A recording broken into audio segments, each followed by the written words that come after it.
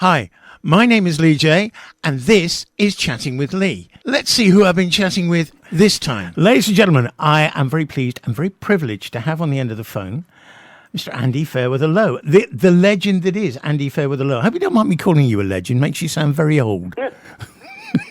No, not at all. I don't understand it, but certainly you can call me a pensioner. That's definite. Yeah, well, we're both those. Listen, you started off, I can remember Gin House, and I thought, what a fabulous track. A very blues track. Is that where your influences started, with blues? No, soul. Definitely soul. Well, skiffle first, definitely. Lonnie Donegan first. But then it went straight 100% into soul. And Gin House came from a band called Zoot Money and the Big Roll Band. I went to see them a few times, Georgie fame. But Zoot Money's bass player, Paul Williams, used to sing Gin House in his set. It's a fairly simple number, and we were fairly simple musicians, and I thought we could do it. I wasn't wrong. We did do it, and I'm still doing it. Yeah, I love it. It's very much. It's a big part of the set now, as are a couple of the early Amen Corner songs that I also play along with everything else that we put in the set. Amen Corner itself was a pop band, really, but a very, very good pop band. I mean, you can't decry the music that you guys played and the stuff that you did. Was that the intention, to be a pop band? You know, if Paradise is Half as Nice and all of those? No, the intention was to be Georgie Fame and the Blue Flames, which I might add, I became a member of the Blue Flames. And Georgie played on a couple of my albums too, and I played on one with him. So that was the intention. That was the kind of model that we were following. Herbie Goins in the Nighttime, and Zoot Money and the Big Roll Band, Georgie Fame and the Blue Flames. That was it.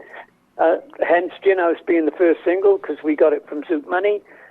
We followed it with World of Broken Hearts, which was a fabulous song by Cissy Houston. That failed. And then Ben Me Shake Me came on, and that turned everything around because that became successful. And then we became a pop band.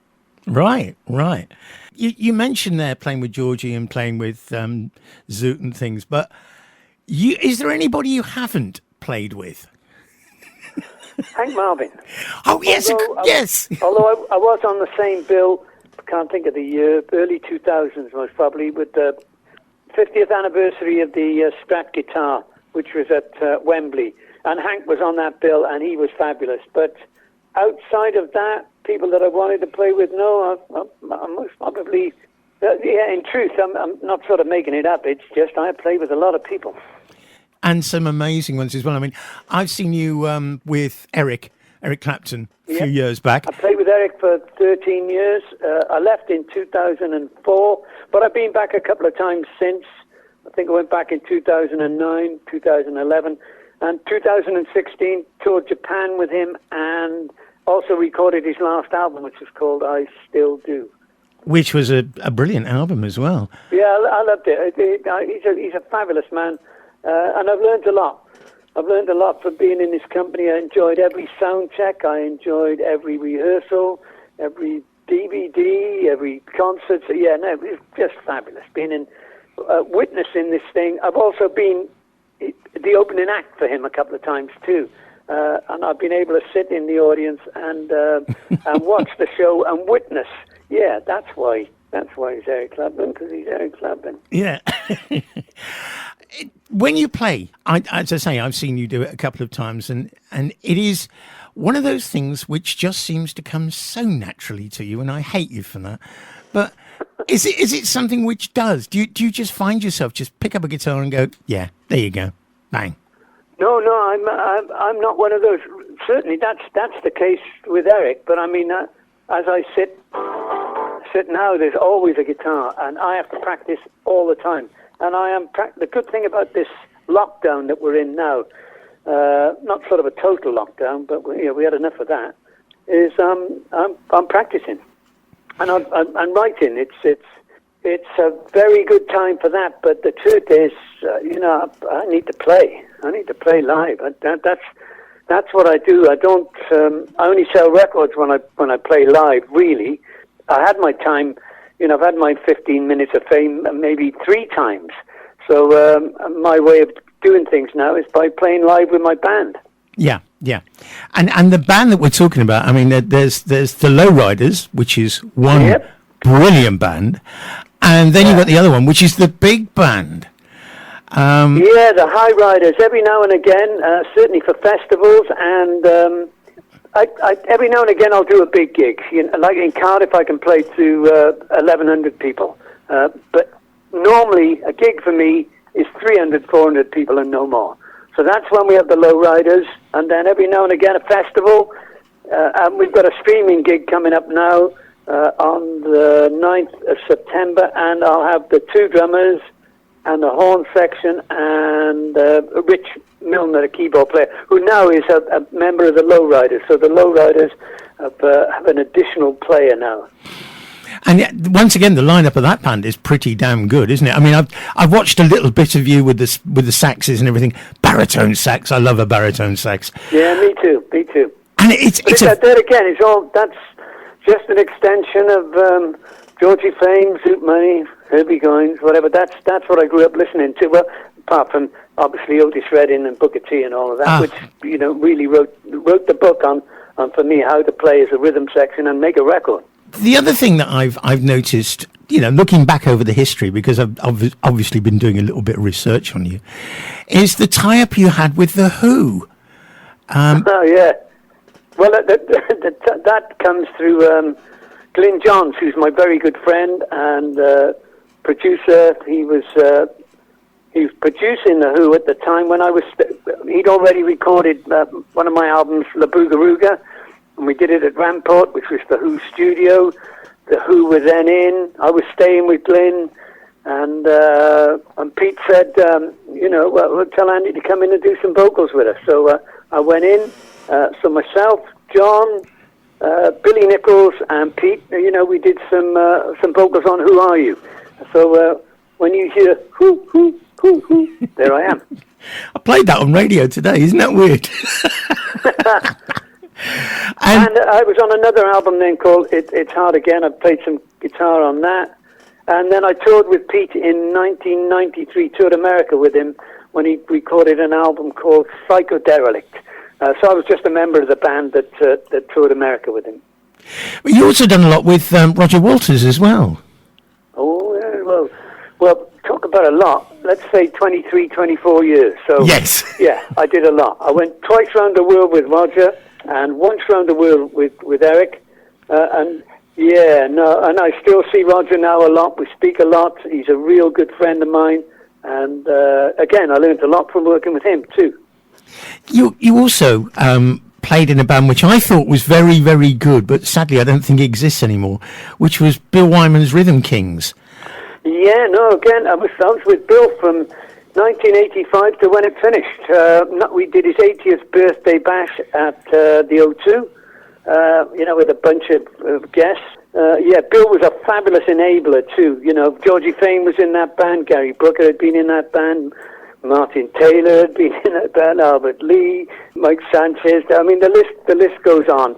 And if I wasn't working with Roger or I wasn't working with Eric, then I was available to play with the Rhythm Kings. Then I was in there. I'll tell you, I was a lucky boy. I had some really good friends. You talk very passionately about playing live. Is that where music lies for you? Playing live? Yep, that's. I play tennis a lot too. You can't practice playing a match. You have to play the match. Mm. You can practice your technique and all of that, but how you play in a match can only be done when when you're actually going through the process. And improving as a musician can only be done for me by playing live.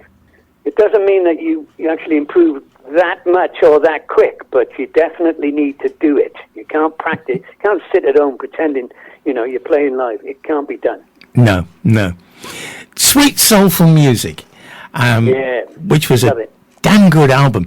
I mean, you not only had some brilliant players on there, but you also had a blooming good lineup of backing singers, didn't you? Katie Kassoon. Katie, Carol, and Pat. P.B. Arnold, Kenyon, Katie Kassoon. We just finished Dark Side of the Moon tour, and they were the three singers on that. And Katie, I'd worked with Katie when we toured Japan with George Harrison. And most of the years I was with Eric, she was in that band.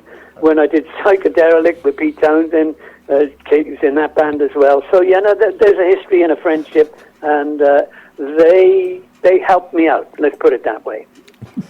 Brilliant. The Lowriders now are a lot of the bands that you've sort of worked with, been involved with, have been a little bit fluid.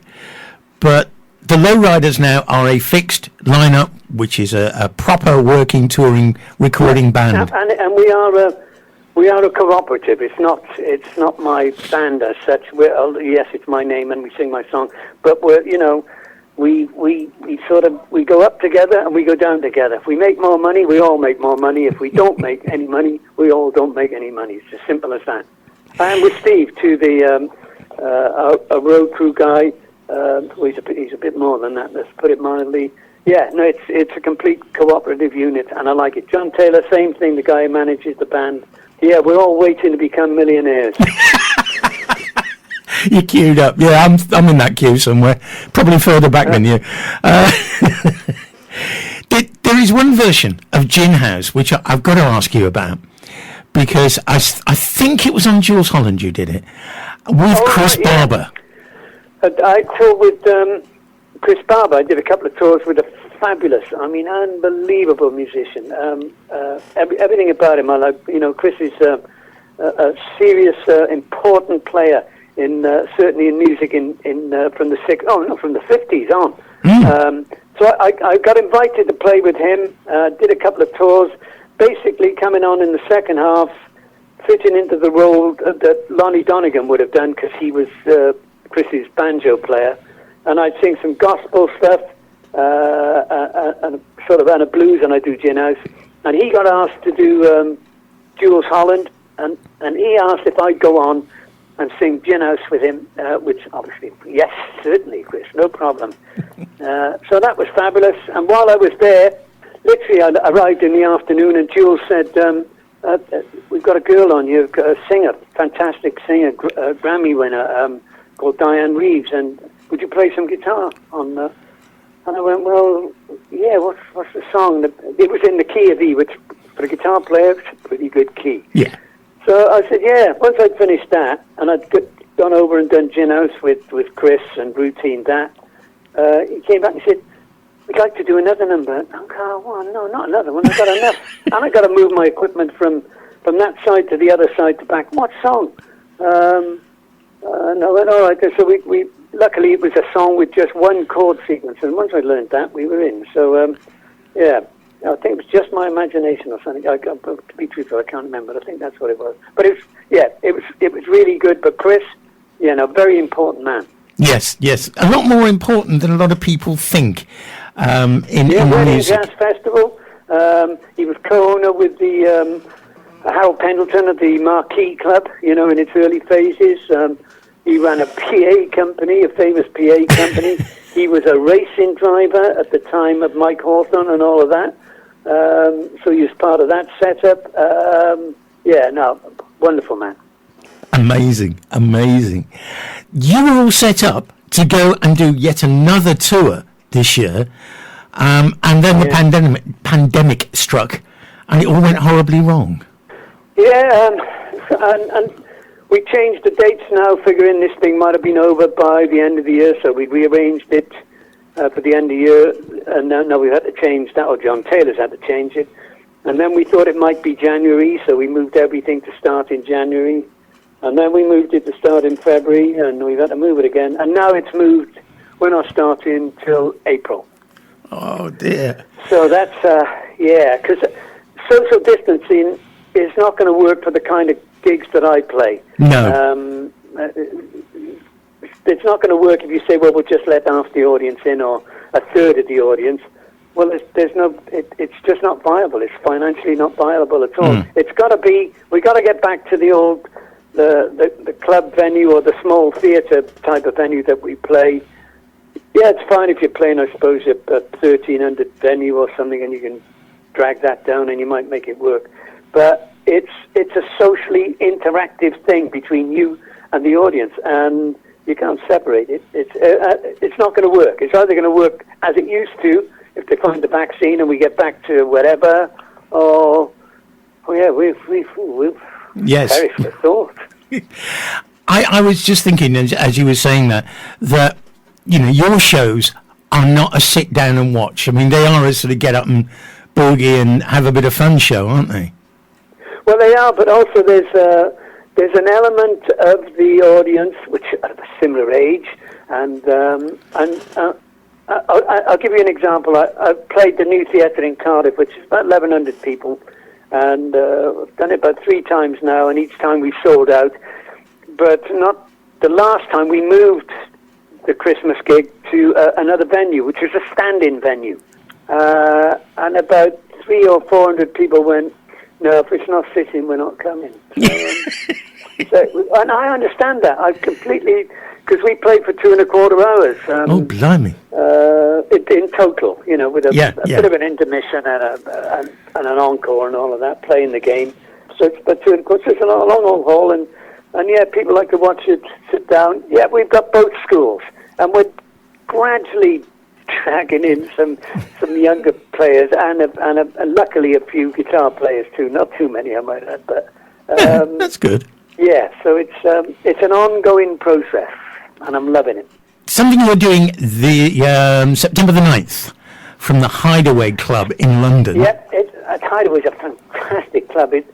I've played it twice now. I've only come recently to know about it. Vince, a drummer friend of a friend of mine, he persuaded me to sort of phone the club and, you should play here. Hideaway's a great club. He was not wrong. It's just the most fabulous venue, and they've set it up so that lots of people, it's not just us. They've got it fully lined up for cameras to properly stream a gig. And we got invited to do it, and it'll be on the 9th of September at 8 o'clock. I think it's £11.10, and if you get a few people watching with you, then that certainly cuts down the finance element of it. And I'm looking forward to it because I haven't seen anybody.